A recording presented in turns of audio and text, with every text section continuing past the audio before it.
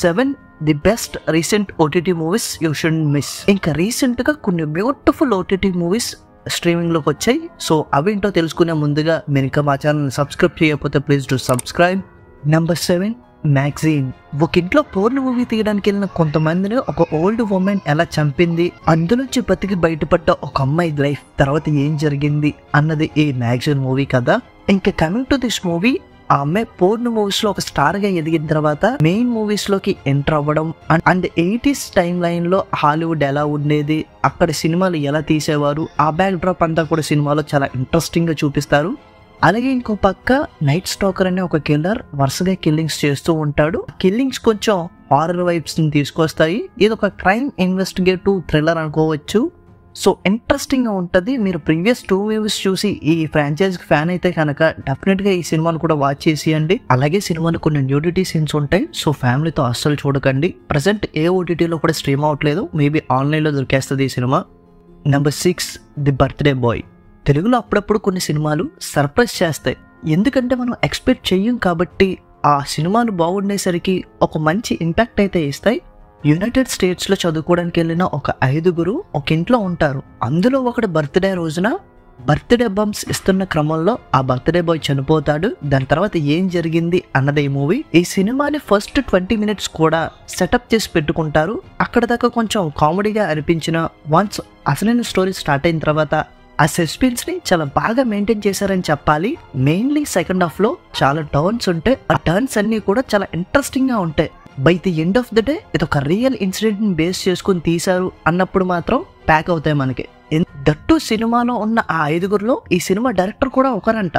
So అది విన్న తర్వాత కొంచెం షాకింగ్ అనిపించింది, ఎందుకంటే పోలీసులు కూడా ఇప్పటిదాకా ఆ క్రైమ్ ని కనిపెట్టలేదు. అటువంటి ఒక కనిపెట్టని క్రైమ్ ని స్క్రీన్ మీదకి తీసుకొచ్చాడంటే డైరెక్టర్ గట్టిగానే డేర్ చేశాడని చెప్పాలి. సో ఒక ఇంట్రెస్టింగ్ క్రైమ్ థ్రిల్లర్ ప్రెసెంట్ ఆహాలో స్ట్రీమ్ అవుతుంది.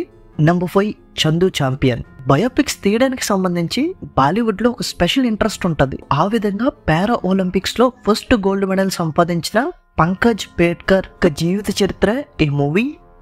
నిజంగా ఒక మోటివేషన్ ని ఇన్స్పిరేషన్ ఇచ్చే ఒక గొప్ప మూవీ ఈ చందు ఛాంపియన్. ఒక చిన్న ఊర్లో పుట్టి పెరిగిన పేట్కర్ గారికి ఇంట్రెస్ట్ ఉండేది గోల్డ్ మెడల్ సంపాదించాలి ఒలింపిక్స్ లో ఎలాగైనా అని. బట్ దానికి వెళ్ళడానికి దారి తెలియదు.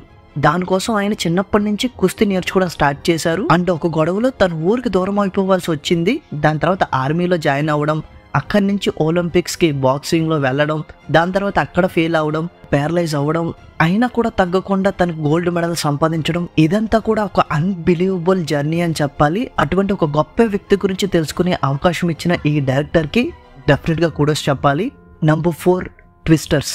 అమెరికా మిడ్ వెస్ట్ లో కొన్ని టోర్నడోస్ రావడం స్టార్ట్ అవుతాయి. ఆ టోర్నడోస్ ని ఎలా ఆపారు అండ్ ఆ ప్రాసెస్ ఏంటి అని తెలుసుకోవడం ఈ సినిమా. ఫస్ట్లీ టోర్నడో మూవీ అయినా కూడా హెవీ గ్రాఫిక్స్ అయితే ఈ సినిమాలో ఉండదు. ఈ సినిమాలో మోర్ డ్రామా అనేది చాలా ఇంట్రెస్టింగ్ గా ఉంటది. అండ్ హీరో క్యారెక్టరైజేషన్ కానీ హీరోయిన్ క్యారెక్టరైజేషన్ కానీ వాటి ఆక్స్ కానీ చాలా బ్యూటిఫుల్ గా ఉంటాయి అన్నమాట. ఆ టోర్నడోస్ వచ్చిన ప్రతి ఎపిసోడ్ కూడా సూపర్ కిక్ ఇస్తాయని చెప్పాలి. మెయిన్లీ క్లైమాక్స్ అయితే చాలా మంచి ఇంప్రెషన్ తీసుకుంటది. అంటే లైక్ మనం పాత హాలీవుడ్ సినిమాల్లో చూసుకుంటే ఒక ఫీల్ ఉంటది. ఆ ఫీల్ మళ్ళీ ఈ సినిమా రీక్రియేట్ చేసిందని చెప్పాలి.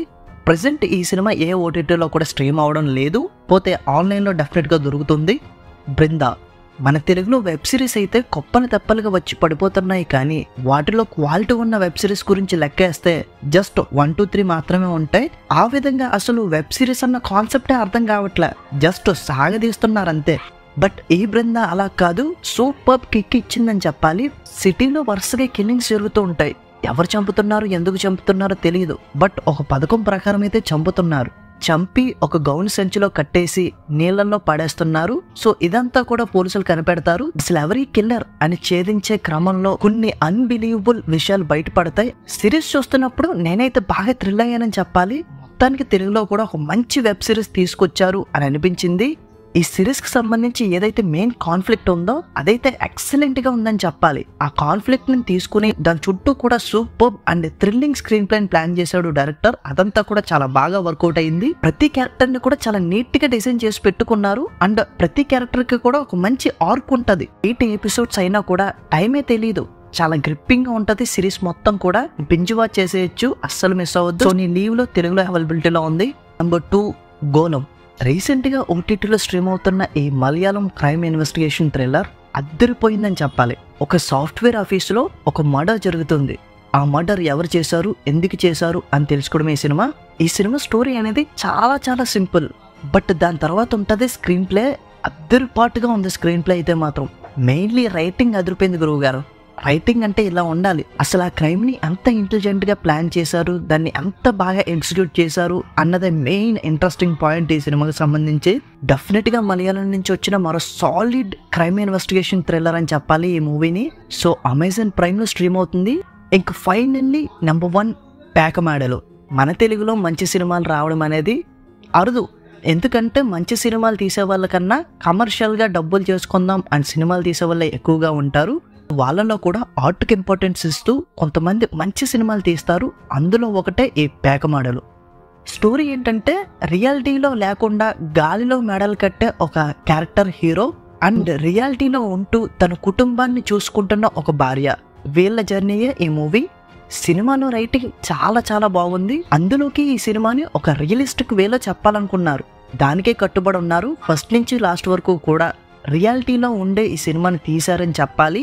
ఎక్కడ కూడా సినిమాటిక్ లిబర్టీలు తీసుకోవడమో, లేకపోతే క్లైమాక్స్కి రాబోడికి ఆ క్యారెక్టర్ని మంచిగా చేసేయడమో లేకపోతే చెడుగా చేసేయడమో కాకుండా ఆ క్యారెక్టర్ల స్వభావం మీది అవి మారో అని ఒక బ్యూటిఫుల్గా సినిమాని ఎండ్ చేశారు. సో ఒక స్లైస్ ఆఫ్ మూవీని చూడాలనుకుంటే డెఫినెట్గా చూసేయండి. ఈ టీవీ విన్లో ఉంది ఈ మూవీ. సో ఇంకేంటి మరి, వీడియో నచ్చిందా? ఒక లైక్ వేసుకోండి, అలాగే కామెంట్ చేసుకోండి, ఫ్రెండ్స్ అండ్ ఫ్యామిలీతో షేర్ చేసుకొని మా ఛానల్ని సబ్స్క్రైబ్ కొట్టేయండి గురువు గారు. ఆ గంట ఏదో కొట్టేసి నాకు కొంచెం సపోర్ట్ ఇస్తారని ఆశిస్తున్నాను. Thank you.